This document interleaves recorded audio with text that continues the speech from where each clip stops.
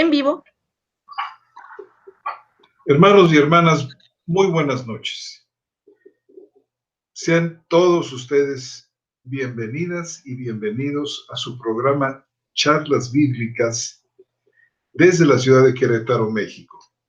Este programa se difunde gracias a los esfuerzos de Radio Telestete, La Voz del Maestro, desde Chile. Agradecemos mucho a nuestra hermana Carla Díaz, que esta noche nos acompaña y facilita la difusión del programa. Igualmente a nuestro hermano Troncoso, Víctor Troncoso, y a todo el equipo de esta radioemisora que hace posible llegar hasta ustedes. Está conmigo nuestro hermano, el profesor Armando González, quien en un momento más va pues a enseñarnos cosas muy interesantes. Hermano, buenas noches, ¿cómo te va? Muy buenas noches, tengan todos ustedes, hermano. Muy buenas noches, hermano José Antonio. Muchas gracias por seguirme invitando aquí a este programa y a seguir compartiendo algunas de las cosas que hemos aprendido y hemos conocido en estos días. Les doy las muy buenas noches a todos ustedes. Yo sé que posiblemente para Chile ya sean muy tardes. 21 de noviembre del 2018, desde la ciudad de Querétaro, México, les mandamos bendiciones del Señor de Gloria y pues vamos a empezar. Vamos a empezar. Hermanos, este va a ser nuestro noveno programa. Dedicado a este apasionante tema de la Septuaginta. Queremos decirles, hermanos, que en esta primera parte de estudios, porque vamos a dividirlo cuando menos en dos, en esta primera parte que consta de 10 programas, hemos estado preparando para ustedes una especie como de material introductorio. Estamos preparando un segundo bloque de enseñanzas que vendrá probablemente en algún momento en el año que viene, con material que va a completar, a profundizar aspectos históricos, aspectos mismos de la evidencia interna y externa de la Septuaginta, que consideramos serán de gran interés y edificación para todos ustedes, nuestros amados hermanas y hermanos. Pues damos comienzo al tema y tiene la palabra nuestro hermano, el profesor Armando González. Les compartimos lo siguiente y les comentamos, hermanos, que este asunto de la Septuaginta no es evidentemente un tema nuevo. Es decir, hay mucha evidencia, muchísima evidencia de que este tema se ha destapado de alguna forma, y destapado en el sentido no de que estuviera oculto, sino que, pues, la Edad Media de alguna manera hizo su trabajo, es decir, ese gran tiempo de obscurantismo, por así decirlo, mantuvo muchos temas en el cajón del escritorio. Fue a través de la Reforma que muchas de estas cosas se destaparon, doctrinas muy básicas, fundamentales, elementales, como las que tienen que ver con la doctrina de la justificación. Y ahora una postura nueva que nuestro hermano Roberto Islas nos ha presentado, que tiene mucho sentido y mucha razón, que posteriormente que la dijéramos mejor podemos platicarla. Sin embargo, la cuestión que tiene que ver con el aspecto de la Septuaginta viene desde el siglo IV, que de alguna manera Agustín lo percibe, igualmente en esas cartas que leímos con Jerónimo, entre Agustín y Jerónimo, donde de alguna manera se hacían evidentes estas cosas, pues están presentes. Sin embargo, hay una cantidad de evidencia impresionante. En español, en inglés hay muchísimas cosas, pero en español, uno de los más notables que ha escrito sobre esto es Natalio Fernández Marcos. Natalio Fernández, un gran estudioso de todas estas cosas, que al día de hoy tiene él la Septuaginta en español en 4 tomos.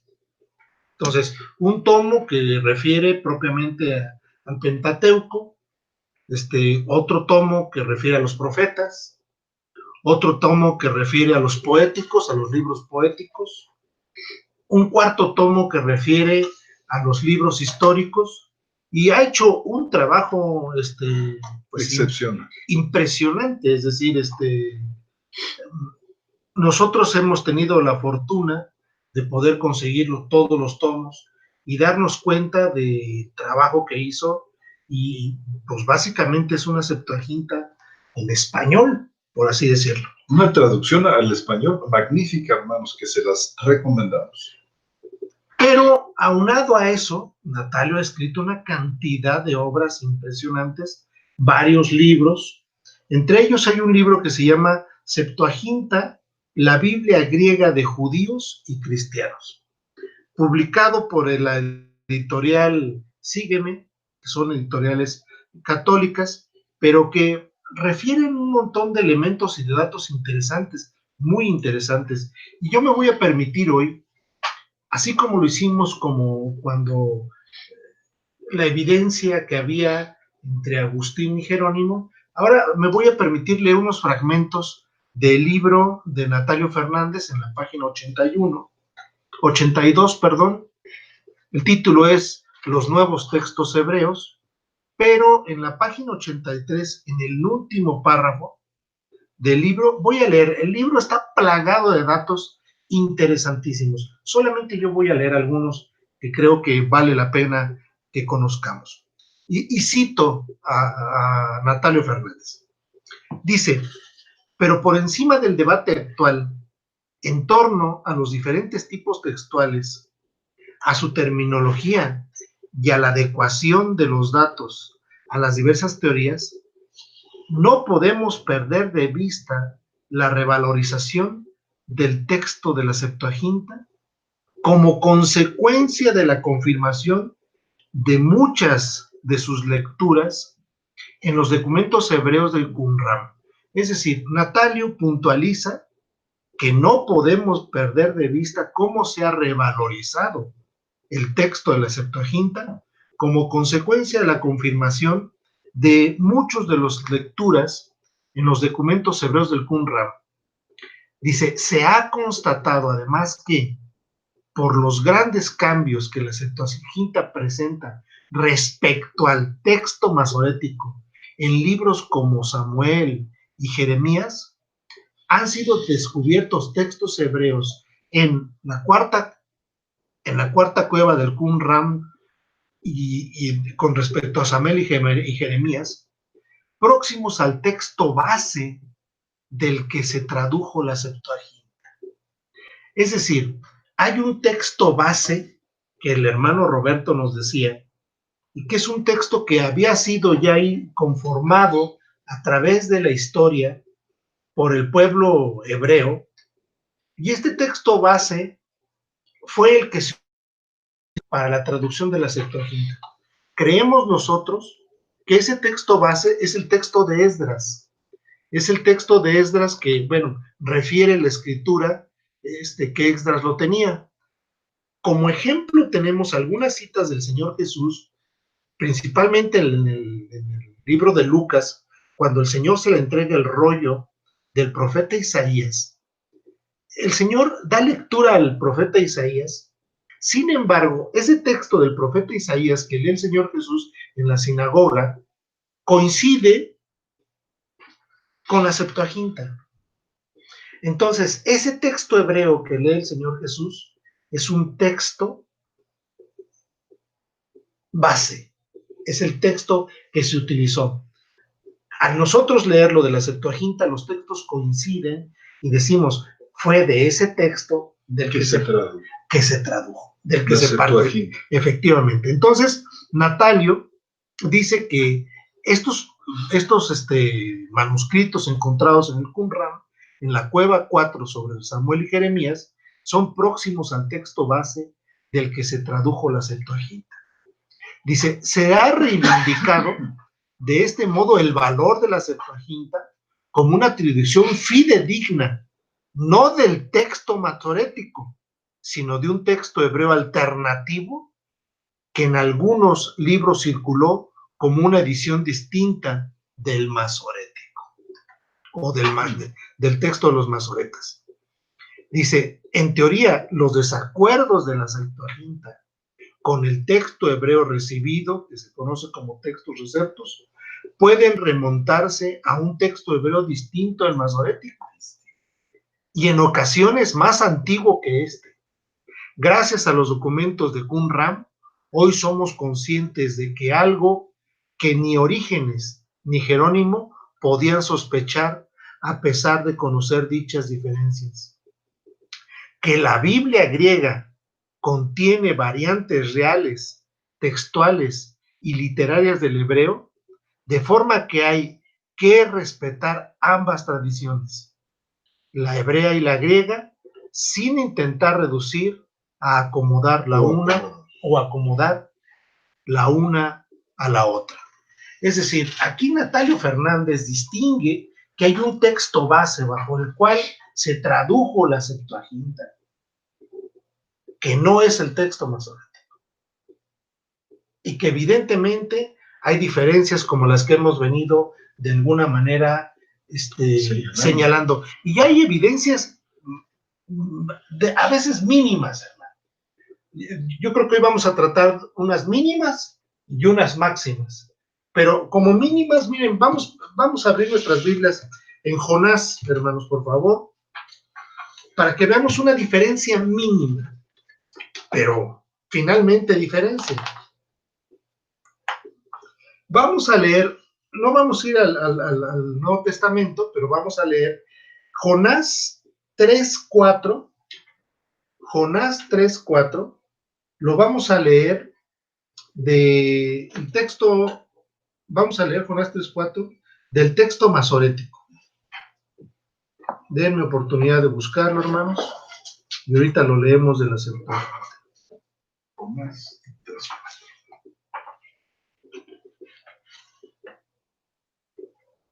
Nomás denme oportunidad de encontrarlo.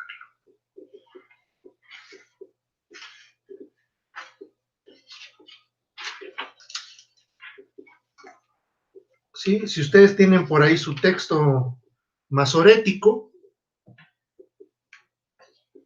que es el incluido en la BTX edición número 3, vamos a leer Jonás 3:4. Dice el texto masorético: y Jonás comenzó a adentrarse en la ciudad, y durante el primer día de recorrido proclamaba diciendo: de aquí a 40 días Nínive será destruida. El texto de Hünemann, del mismo versículo, dice lo siguiente: y empezó Jonás a entrar a la ciudad como a una jornada, y predicó y dijo: todavía 3 días, y Nínive será destruida. ¿Quieres que cite la...? Sí. Para que tengan el sabor de la traducción de Natalio. Dice: y se levantó Jonás y se marchó a Nínive, conforme habló el Señor. Pero Nínive, o sea, Nínive, era una gran ciudad para Dios, como un trayecto de camino de 3 jornadas. Y comenzó Jonás a adentrarse en la ciudad como un trayecto de una sola jornada, y anunció y dijo: otros 3 días y Nínive será devastada. Es evidente, o sea, es evidente. O sea, es de sorprendernos, ¿no? Es decir, el texto, más bien, ya la decisión tomada por parte de los judíos, después del año 90, de alterar el texto y tener un texto que se conoce como el texto pro-masorético, protomasorético, perdón, el texto protomasorético, tenía ya el efecto de hacer pedazos la escritura. Es muy, muy complicado, hermanos. Hay una cantidad enorme de diferencias como esta. El masorético dice 40 días, la Septuaginta dice 3 días. Es decir, aún en esas diferencias que pareciera no tienen gran importancia, pero si nosotros desde nuestra óptica cristiana vemos el por qué cambiar 40 por 3, es decir, algo hubo en la mente de ellos que dijeron, no, 3 no nos conviene, porque dijo que el templo iba a ser destruido en 3 días, hablando de su persona. Jesús. Es decir, pareciera que tenían ahí un sentido mesiánico con respecto a estos textos. Y si ustedes se fijan con toda claridad, dice Jonás en el Masorético, de aquí a 40 días Nínive será destruida. Hahnemann, que es muy, muy textual, extremadamente textual, cita de manera puntual y dice aquí, en el Jonás dice, todavía 3 días y Nínive será destruida. Y bueno, la riqueza de lo que leímos ahorita con Natalio Fernández, créanme que yo no lo había leído en Natalio Fernández, más que en Hahnemann, comprueba el punto, por supuesto. Entonces, sí, seguimos citando a Natalio. Me gustaría leerles otra parte, de ahí mismo, de la página 85,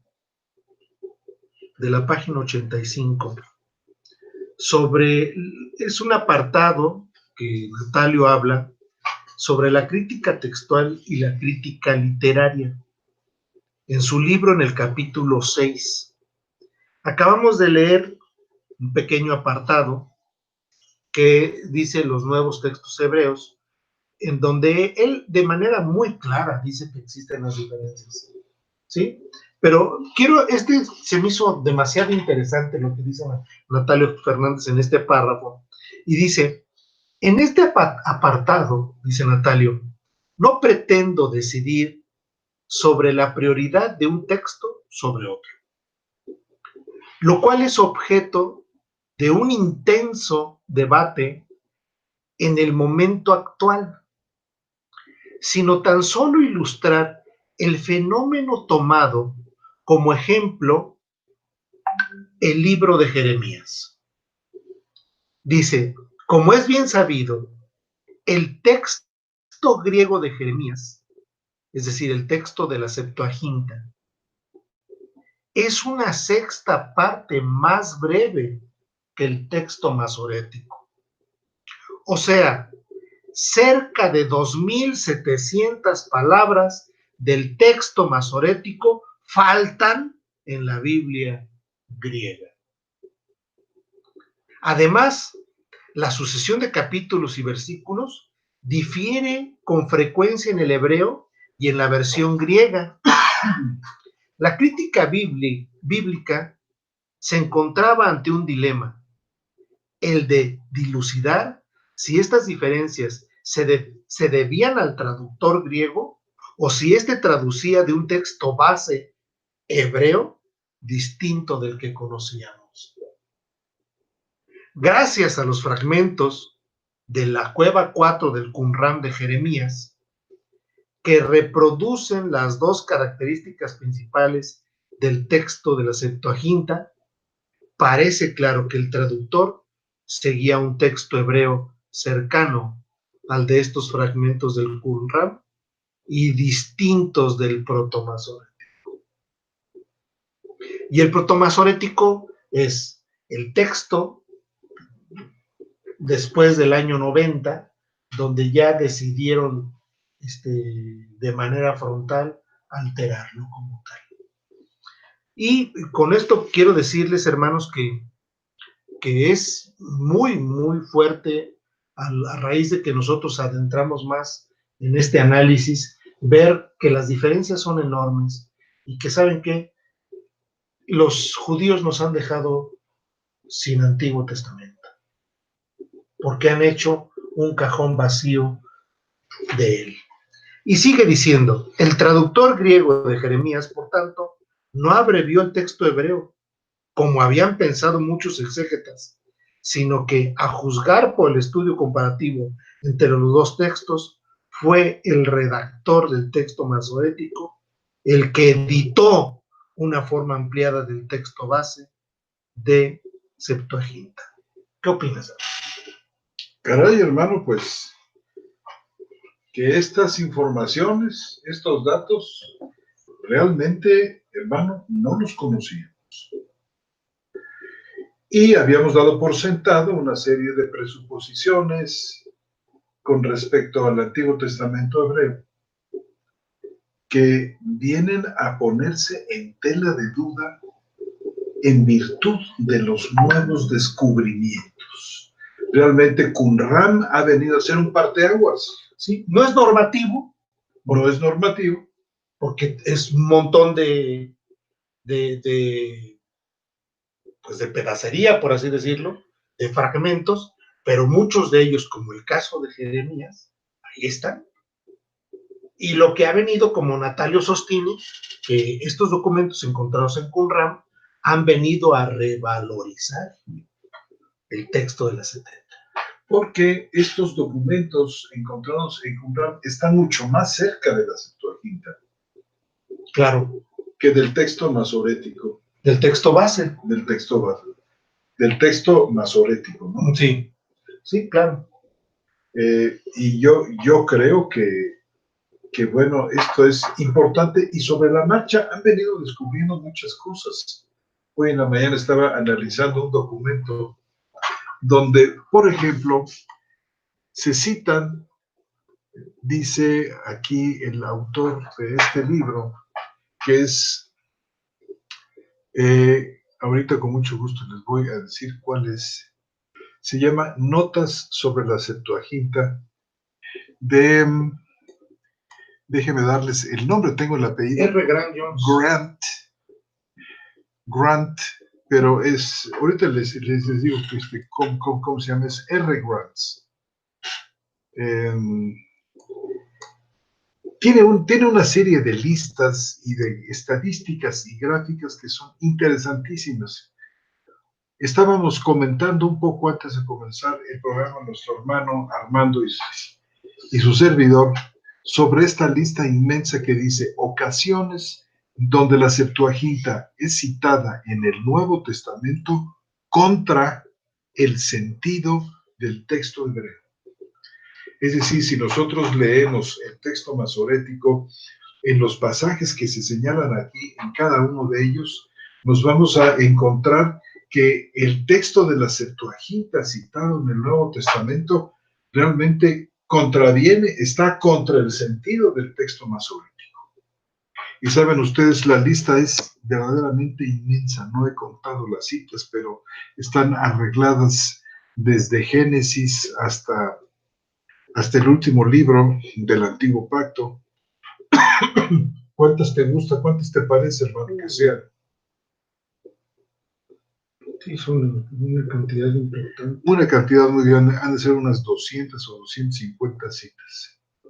Y por otra parte, aquí mismo el autor, el profesor Grant, ofrece una lista que es pequeña, para donde dice ocasiones donde una lectura masorética es citada en el Nuevo Testamento contra el sentido de la Septuaginta. Son 1, 2, 3, 4, 5, 6 textos. Son seis textos. Y del otro está inmensa la lista. Y la otra es muy, muy grande. Y hermanos, también es muy interesante este asunto porque el profesor Emanuel Todd, profesor emérito de la Universidad Hebrea de Jerusalén y probablemente contado dentro de los 3 más destacados críticos textuales del Antiguo Testamento en la actualidad, ha publicado una lista, de hecho esta sí, la pueden encontrar ustedes si tienen el programa Bible Worms, una lista de 1380 palabras hebreas en las que el profesor Top señala que hay problemas de vocalización. Es decir, que la manera como se insertaron las vocales da diferentes sentidos a estas palabras y ofrece el profesor Top la lectura de la Septuaginta en cada uno de estos textos, mostrando cuál fue la traducción de este texto base que tú mencionas, hebreo, del que se traduce la Septuaginta, y la diferencia creo yo que es muy importante, porque son 1380 palabras, 1380 textos, y son muchísimos. Él es hebreo, ¿verdad, hermano? Él es judío, el profesor Todd es judío, no es cristiano, o sea que él parte desde una perspectiva realmente científica y objetiva. Y esta lista pues está a la disposición del público en general. Lo que tú decías no son cosas secretas. Es decir, hermano, que a raíz de los descubrimientos de Qumran, como tú bien decías, se ha venido a revalorizar la Septuaginta. Y esto ha venido a poner a la Septuaginta bajo un lente, bajo una lupa, donde se la investiga de una manera profunda y se la compara con el texto hebreo recibido. Y bueno, las diferencias vienen a ser cada vez más importantes y más agudas. ¿A dónde nos lleva esto? A que perdamos nosotros la fe en nuestro Antiguo Testamento hebreo. No. Les aseguro que no es nuestra intención de ninguna manera poner en ridículo o desvalorizar el valor de nuestro Antiguo Testamento. Pero lo que sí es importante es que todo esto que hemos estado diciéndoles apunta a la necesidad de tener un texto mejor, un texto del Antiguo Testamento verdaderamente confiable en todo el sentido de la palabra. Y bueno, como lo hemos venido diciendo, ¿no? Es decir, el Nuevo Testamento valida estas diferencias, porque evidentemente las citas del Nuevo Testamento apuntan a la Septuaginta, como Natalio Fernández dice por ahí otra vez en este libro que hemos estado citando, que esta era la Biblia de los primeros cristianos que tenemos registro. ¿Por qué? Pues porque los apóstoles citan el texto como tal. Entonces ellos contaban con este documento. No sé si tengas algún otro ejemplo que citar, hermano. Bueno, de momento no, hermano. El de Job, ¿te acuerdas de Job?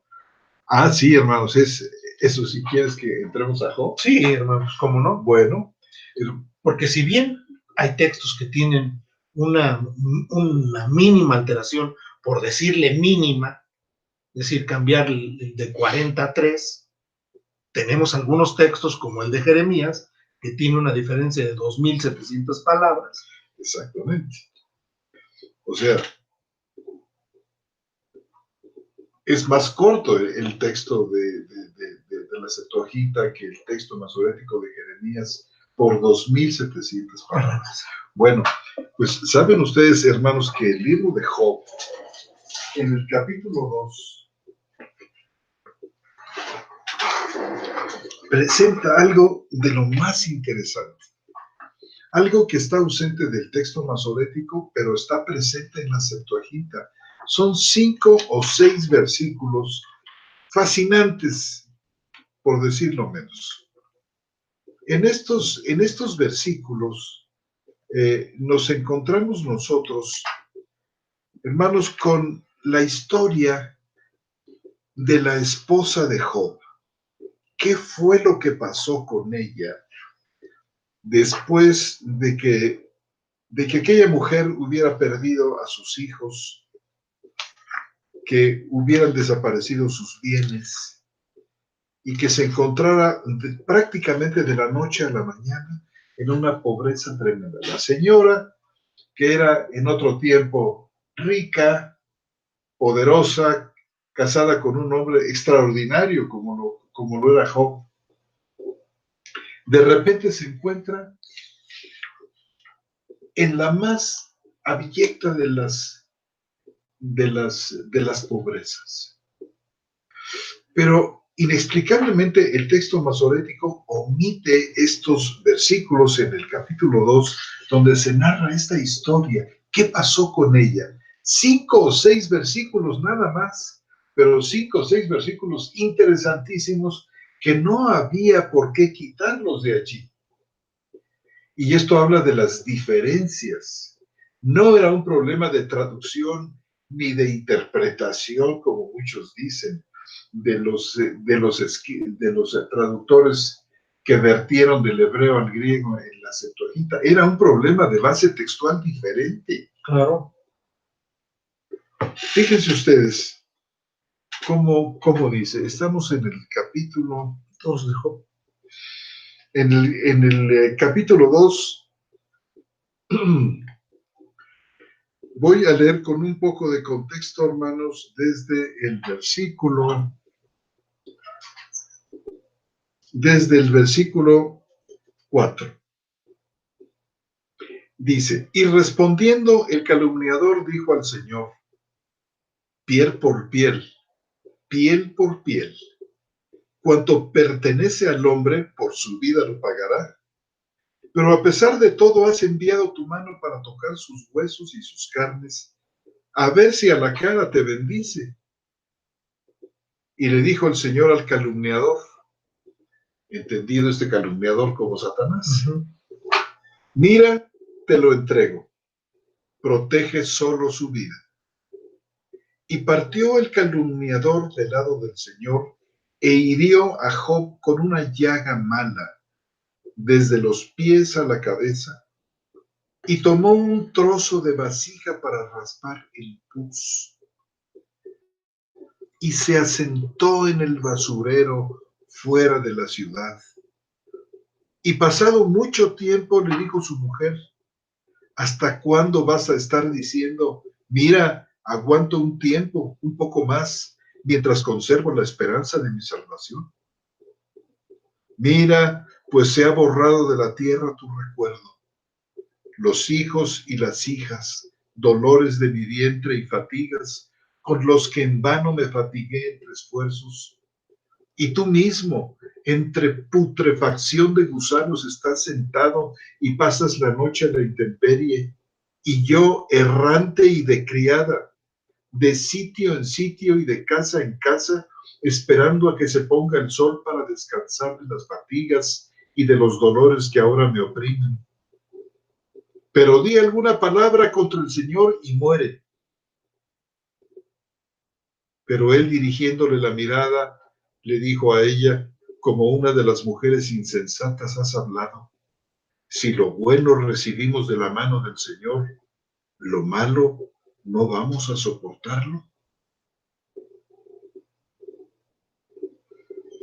Es decir, entre el versículo 8 y 9 falta todo ese fragmento.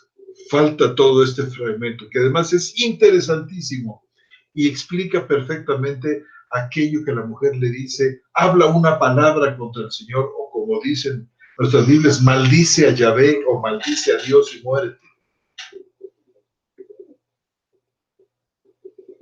Fíjense ustedes la riqueza de la Septuaginta al proporcionarnos esto. Faltan en Jeremías 2700 palabras, pero aquí tenemos 5 o 6 versículos que seguramente estuvieron presentes en aquella base hebrea del que se tradujo la Septuaginta, cuyo arquetipo está en los manuscritos de los días de Esdras, más o menos en el año 425 antes de Cristo, ¿verdad? Teníamos nosotros esto. Así que vean ustedes una diferencia. No, yo insisto que, mira, tenemos muy importante. Mutilación. cortaron textos. Hemos visto en Isaías varios versículos, hemos visto ahora en Job varios versículos. No solamente mutilación, sino alteración para quitar carácter mesiánico a los textos, alteración y mutilación para quitarle el aspecto gentil a los textos. Entre los propios textos que hemos leído, ¿sí?, vemos diferencias sustanciales, vemos alteración de palabras, y ¿saben qué? Todo el Antiguo Testamento masoreta está de esta manera. Evidentemente, yo creo que no midieron el caer en manos de un Dios vivo, que tuvo la providencia de guardar su texto. El Señor, en su eterno conocimiento y eterna ciencia y eterno saber y conocedor de todas las cosas, en el año 250 decidió preservar su texto. Antes de Cristo. Antes de Cristo. Porque sabía él que en el año 90 iban a tener alterado el texto después de Cristo. Es decir, ahí hay un periodo aproximadamente de 250 años más o menos, en el cual se mantuvo el texto. Es decir, las diferencias que la Biblia exhibe en términos del Señor Jesús y lo que conocían los judíos como tal, eran diferencias no de texto, no eran diferencias de interpretación, pero en realidad lo que han hecho estos es hacer pedazos la escritura, y tenemos una evidencia sustancial con respecto a esto. Es lamentable, muy lamentable que las cosas, pero el Señor en su providencia ha puesto los medios para que la iglesia de Cristo conozca estas cosas, para que la iglesia del Señor tenga conocimiento de esto, porque como lo dicen los autores de la Escritura, el Antiguo Testamento prefiguraba la venida del Señor Jesús, la venida del Mesías, prefiguraba todos los elementos de la redención, y no solamente del pueblo judío, sino de los gentiles. Entonces, es muy triste saber esto, pero le damos gracias al Señor que en su eterno poder y divinidad mantuvo y preservó su palabra a pesar de la necedad del hombre. Así es. Y lo preservó en las 70. Yo he pensado durante mucho tiempo en estos textos, y he pensado en esos 400 años que los teólogos refieren como a los 400 años de silencio, como si Dios se hubiera apartado y hubiera decidido callarse y hablar hasta Cristo, ¿no? En esos 400 años históricos que hubo entre Malaquías y Mateo, el Señor siguió trabajando, y siguió trabajando para preservar su palabra. Para preservar su palabra, en una traducción al griego que Natalio Fernández dice varias cosas interesantísimas con respecto ya no solamente a la alteración, sino a la conformación de la Septuaginta, porque habla de una conformación literaria. Es decir, Natalio Fernández apunta a que la construcción de la traducción tenía un mayor sentido. Es decir, no solamente se va a los hechos o a las evidencias que nosotros hemos resaltado aquí, sino habla de otro aspecto, de elementos interesantes. Si me permiten leer otro puntico por aquí, y yo creo que con esto concluimos, hermanos. No sé cómo andamos de tiempo, sí. Con esto concluimos. Es el capítulo 8 del libro de Natalio, la página 99, la Septuaginta y los orígenes cristianos. Dice Natalio: la Septuaginta fue la Biblia de los autores del Nuevo Testamento. Lo afirma. Esto que veníamos comentándoles, lo afirma puntualmente.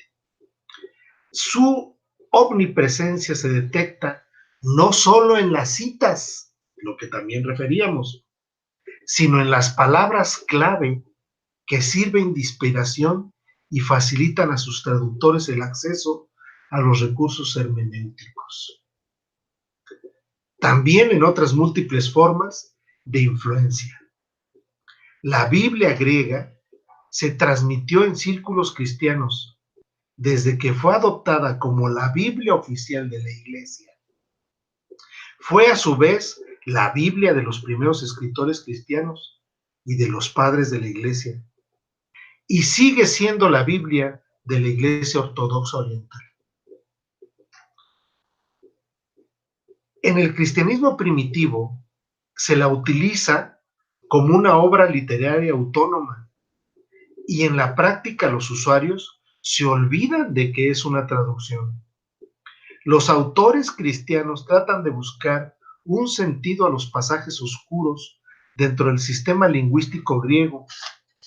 La lengua de los padres es bíblica, porque es la fraseología de la versión griega, aflora a cada instante en sus escritos. Los comienzos del monaquismo pueden considerarse un momento paradigmático en lo que representa a la relevancia de la lengua de la Septuaginta, haciéndose patentes los modelos que presenta la escritura. Y esto es muy interesante porque dice que los modelos que presenta la escritura griega en la Septuaginta tienen un sentido más encaminado a hacer una buena exégesis y una buena interpretación de los textos. Es decir, no solamente la Septuaginta contiene diferencias, estas diferencias que hemos manifestado, sino en estilo y en forma, sostiene Natalio Fernández. Dice, las interpretaciones mesiánicas y las exégesis cristológicas, lo mismo que el lenguaje teológico del cristianismo primitivo, se apoyan en la Septuaginta. Y quiero volver a leer este fragmento. Dice, las interpretaciones mesiánicas, eso que nosotros hemos venido diciendo, y las exégesis cristológicas, lo mismo que el lenguaje teológico del cristianismo primitivo, se apoyan en la Septuaginta. ¿Cómo ves, hermano? Interesantísimo, hermano. Fascinante. Y el día de hoy quería yo citar a Natalio Fernández para que vean ustedes que esto ya es vox populi, hermano. Es decir, estas aseveraciones están fundadas en el texto y bueno, ¿qué podemos decir de Natalio con su traducción en 4 volúmenes que ustedes pueden encontrar en la editorial Sígueme? Entonces, no sé qué otro comentario tengas, mi hermano, pero creo que podemos concluir la sesión número 9 de la Septuaginta en Radio Tetelesté para todos nuestros hermanos que nos escuchan con mucho cariño y con mucho amor y con mucho temor y temblor platicamos estas cosas porque no queremos que vayan a pensar que tenemos una Biblia hueca. No, tenemos un masorético hueco. Tenemos una Septuaginta que apunta hacia aspectos cristológicos, mesiánicos y gentiles. Pues, hermano, qué cosa tan completa y tan importante acabamos de comunicar, acabas de comunicar, de leer a todos nuestros oyentes. Vamos a ver, hermanos, si tenemos aquí algunas preguntas de nuestra muy amada audiencia. El hermano Alexander Porras dice, mis hermanos reciban saludos desde Costa Rica. Les quiero preguntar sobre si cuando Jesús hablaba en los evangelios, ¿hablaba Jesús en hebreo o en griego? A propósito, nuestra hermana Yelitza Chávez, alemán, parece que le contesta a nuestro hermano Alejandro Porras y le dice: hermano, el Señor Jesucristo habló en arameo y hebreo a los hebreos.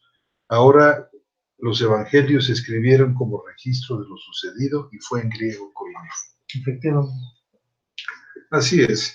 Ahora, los escritos, como dice nuestra hermana Gielitza, los acontecimientos fueron registrados en griego. ¿Qué idiomas hablaba nuestro Señor?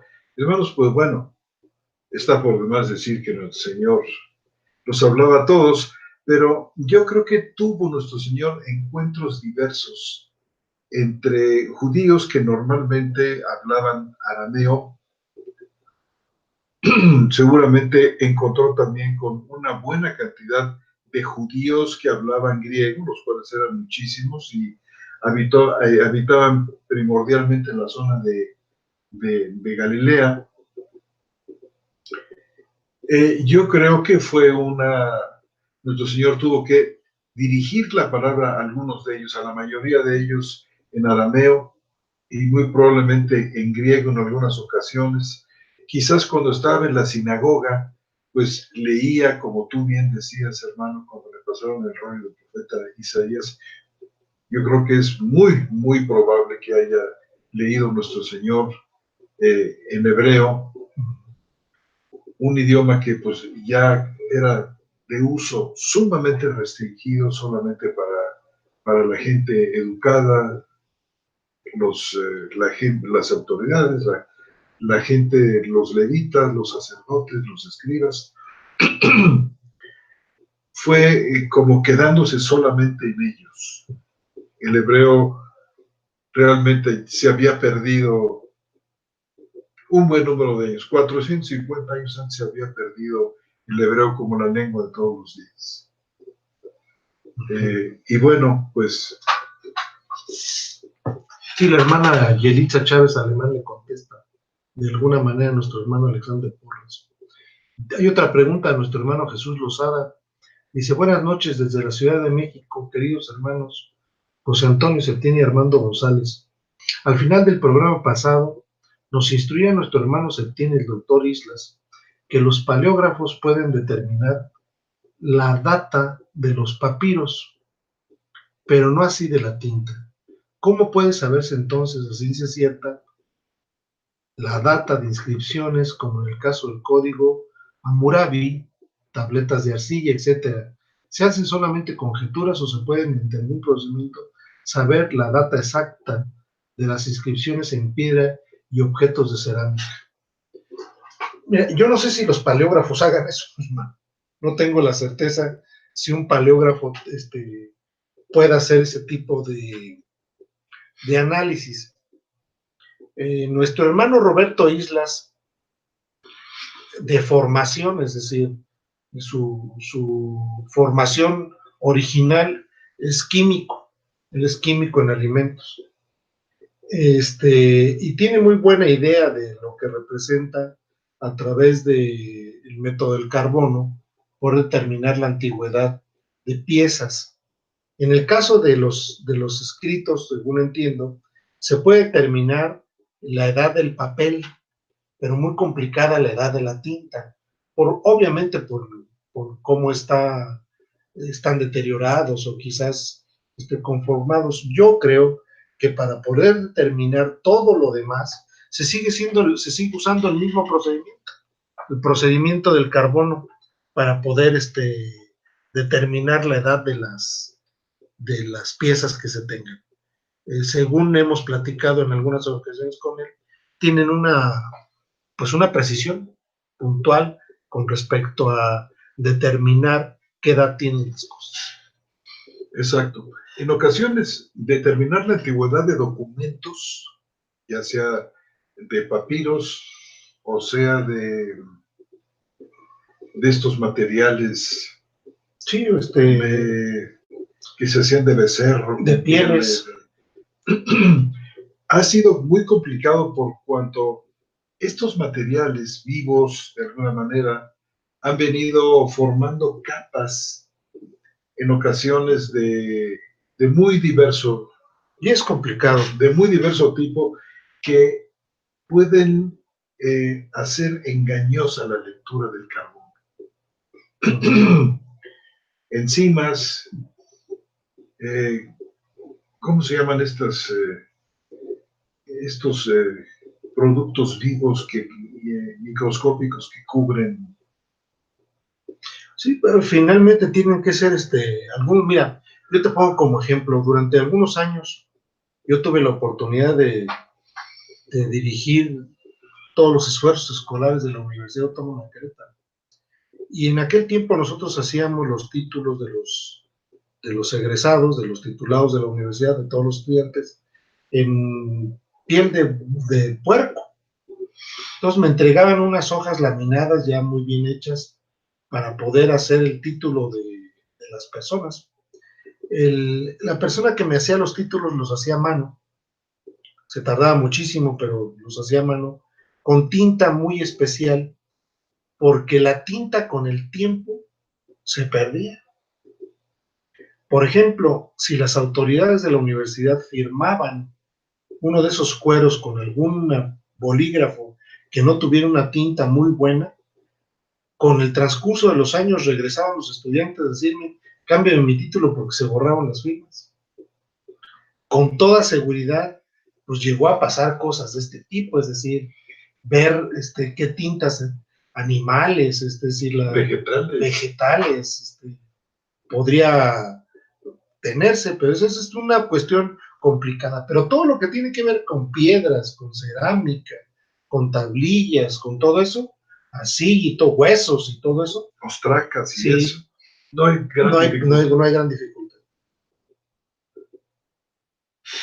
Dice el hermano Jesús Lozada, este programa ha sido oro molido, queridos hermanos Septín y González. Dios quiera sigan remachando en próximos programas esta tan importante información de la Septuaginta versus el texto masorético. Muchas gracias, hermano. Muchas gracias, hermano Jesús. Hoy como siempre.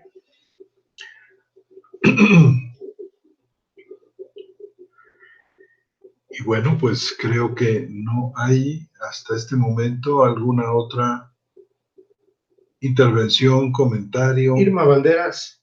Su hermano Irma Valderas. Dice, mi pregunta es, ¿qué son los tárgumes o targúmenes arameos? Estos están citados en el libro de Roberto Isaías. Hermanos, ¿qué eran los targúmenes? Hermanos, eran instrumentos facilitadores. Miren ustedes, eran escritos en los que se traducía a la manera de una paráfrasis, algo así como traducción dinámica. Se traducían los textos hebreos que ya muy pocos hablaban al arameo, una lengua que, como ustedes saben, pues la gran mayoría de los habitantes de Israel hablaban. Los tárgumes, pues, eran traducciones a la manera de una paráfrasis para poner al alcance de aquellos judíos que solamente hablaban arameo las escrituras hebreas. Tiene un facilitador. Y se leían en la mayoría de las sinagogas de Israel. En la mayoría de las sinagogas de los judíos que vivían en la diáspora se hablaba griego. Y la Septuaginta tenía un lugar preeminente, un lugar de honor.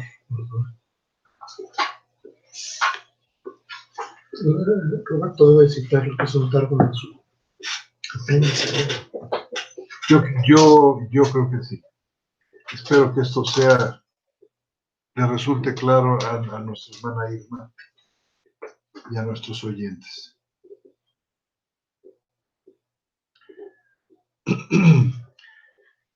Hermanos y hermanas, si tienen ustedes alguna otra pregunta, un comentario, no teman de ninguna manera si algo no están de acuerdo ustedes o no ha resultado claro, siéntanse en la libertad de expresarlo de todas maneras.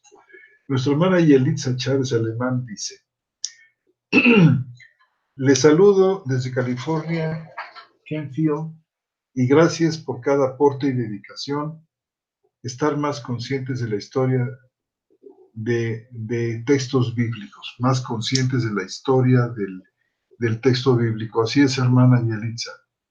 Muchas gracias, hermano. Muchas gracias. Esta es la idea.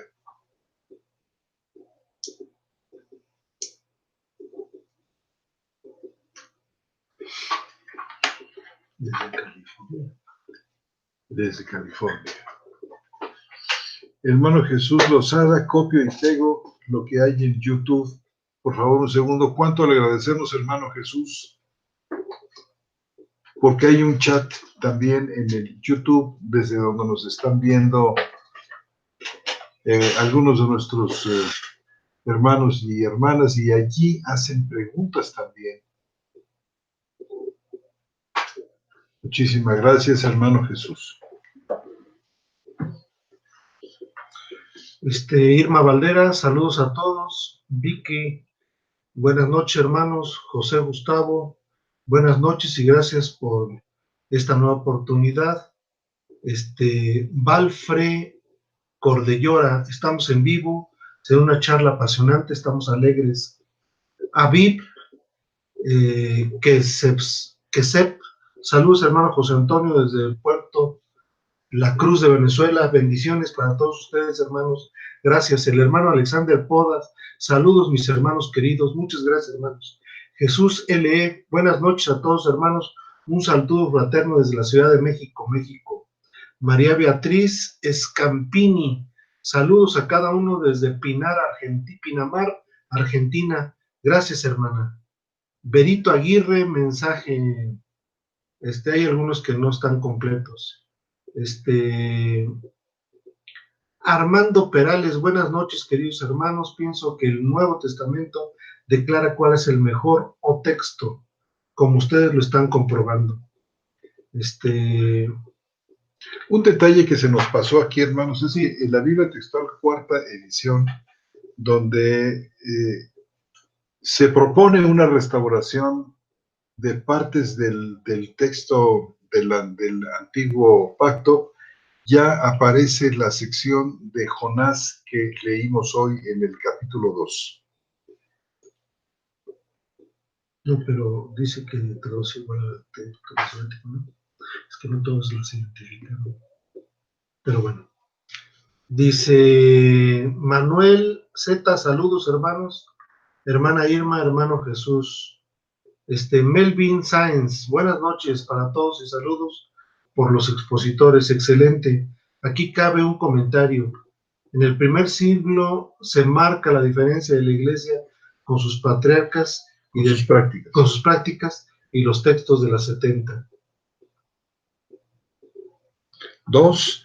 El rabinismo del primer siglo toma también un giro y se cierran más respecto a sus tradiciones y de textos. Rubén Olamendi, saludos hermano Rubén. Bien. Hermano Melvin Sáenz, ¿verdad? Sáenz. Desde ya, gracias y que Dios los bendiga. Esto hizo la diferencia entre estos dos grupos con respecto a la interpretación del texto. Pues sí, ¿verdad? Realmente la Septuaginta, la aparición ahí fue un parteaguas. Bueno, hermanos, pues muchísimas gracias por sus... Sí, hermano. Hay una abajo. Hay una más. Pregunta Manuel. Alexander Porras, ¿no? No, Alexander Porras se me hace que él lo pega, ¿no? Ah, sí. Era para preguntarle si el interlineal hebreo-español de Ricardo Cerny es 100% el texto masorético. Sí, hermano, así es. El profesor Cerny hace su interlineal a partir del texto de Leningrado, es decir, la Biblia Stuttgartensia, el texto masorético. Con estos tres nombres se le conoce, ¿verdad?